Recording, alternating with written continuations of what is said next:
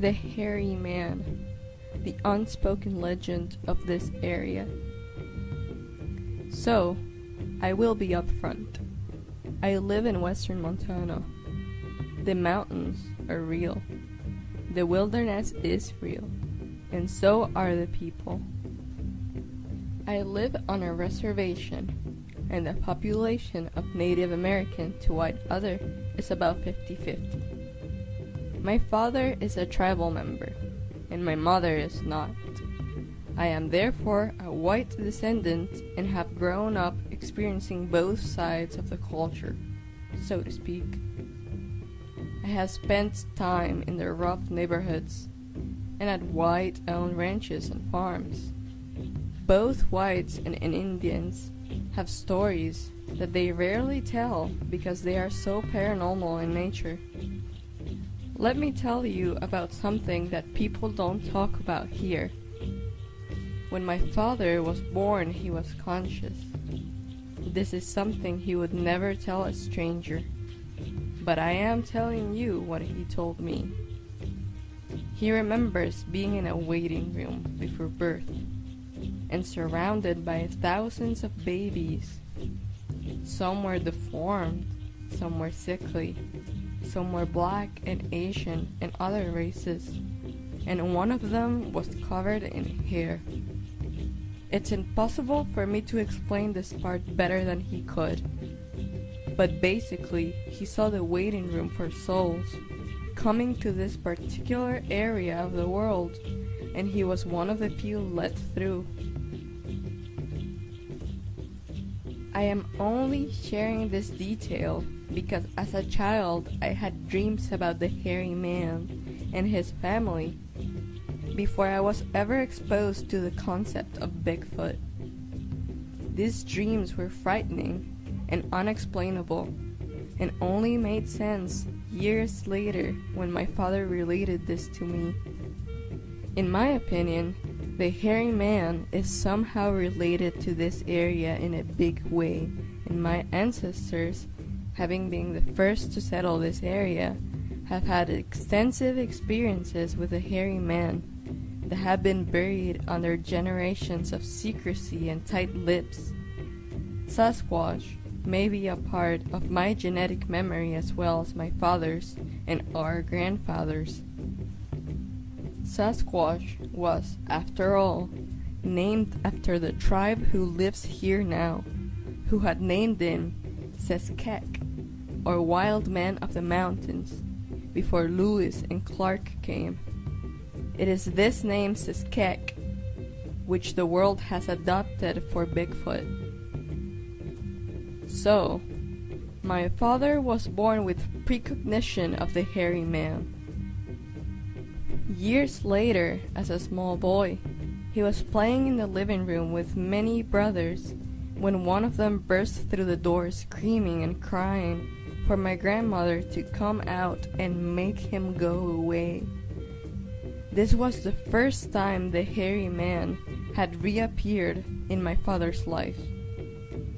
My uncle, also a child at the time, had seen a Sasquatch in the small garden out back, which is tucked next to a small creek, and at the time was surrounded by trees. This Sasquatch was stealing vegetables and ran off after being sighted. Nobody spoke of this event afterwards. Sasquatch was taken for granted back then anyways, and my grandmother, raising a house full of young boys by herself, had no desire to encourage them to panic, which they were. As the years went by, my father reached his early 20s, and stories had been popping up around the reservation about a wild man breaking into houses and scaring children at night. Indiantown, as it was called, was the downtown area with government housing, and is a rough neighborhood that I grew up in myself as a kid. Indiantown was a very tight-lit place, and people didn't speak about these events to anyone but close relatives. The historic church which Indiantown centers around has had many controversies and disturbing stories. At night, in Indiantown, someone very large and smelly had been rummaging through garbage and trashing yards. A couple houses had been broken into and completely trashed. Food from the cupboard was taken. Food that a bear or other wild animal wouldn't have been able to access.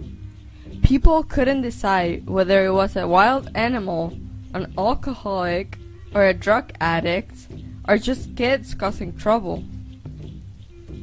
This carried on for some years. One family in particular started to be visited by hairy men almost every night.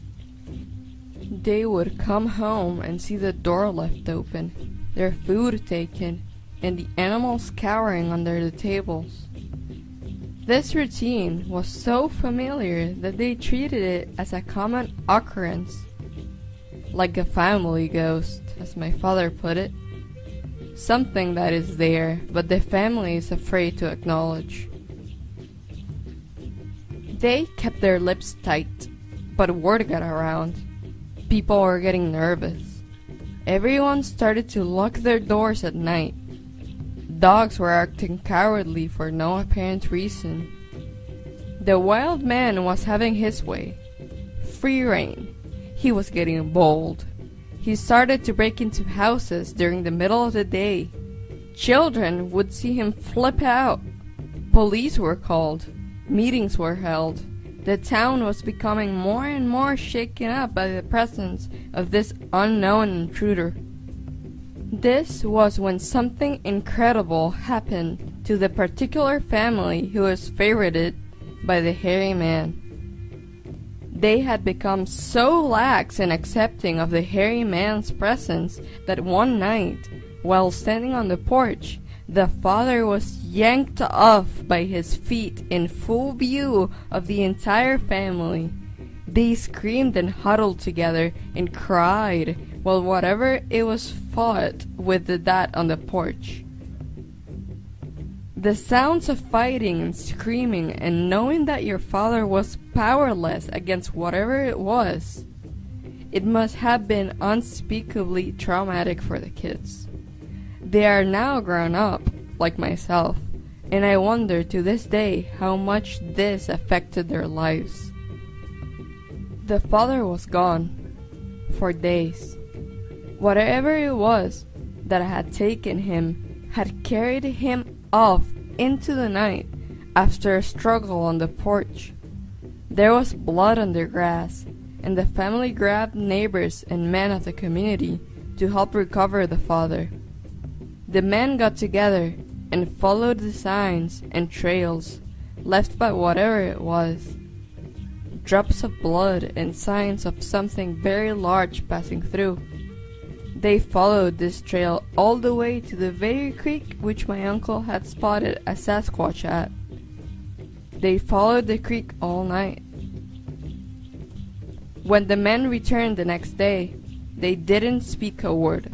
A whole group of grown men, and not one of them was willing to speak about what happened.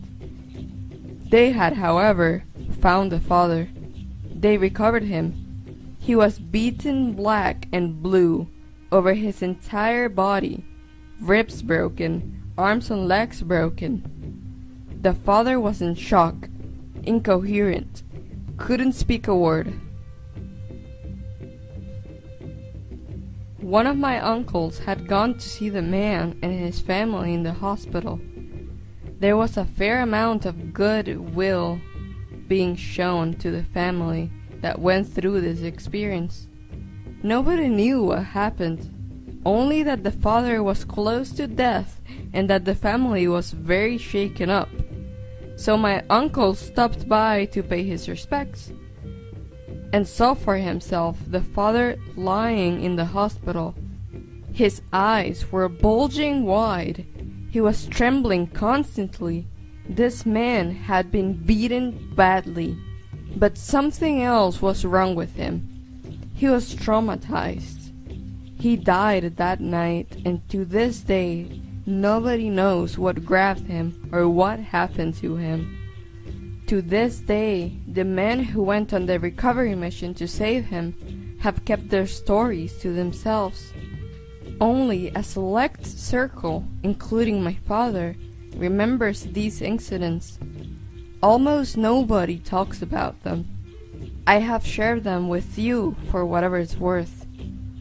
Those men found what it was that took my father. They found the hairy man, and they killed it. They shot it to death with high-power rifles and buried the body. The man who did this feels incredibly guilty. Sasquatch is a matter of fact here, and the older generation told us to avoid them and leave them alone, because they are human beings. They are not animals, and they are not magic. They can most certainly be monsters. And this is one story that corroborates that.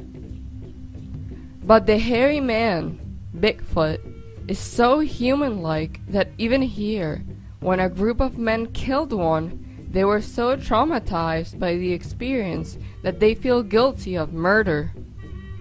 Back in the 70s, there was no desire to be rich and famous for killing Bigfoot. There was no desire to even talk about Bigfoot. These kinds of things were dirty little secrets, especially on reservations. Yes, there were plenty of white kids bumping into Bigfoot and getting in the newspaper, but the Indian community is tight-lipped about this. Even still to this day. Hairy Man was a dirty little secret, and I am glad that my dad told me the story. As of this day, Bigfoot has been sighted in these surrounding mountain ranges over a dozen times. One of the latest sightings was less than a quarter mile behind my house, at a nearby man-made lake. A Sasquatch was sighted by a retired elementary school principal, who I know personally. He related to my grandmother in private, and that is the only reason I know. I have been deep into these mountains, and I can tell you they are not like other mountains. More has been seen and experienced there than people are willing to talk about, including these close encounters with UFOs. The tight-lipped nature of Bigfoot is something people need to understand. This world is so full of cynics and boring people that it is to assume if anything fantastic happens, it must be made into a headline. That's simply not true. People who have traumatic and personal experience with these things do not want attention of it. They don't want anyone to know about it.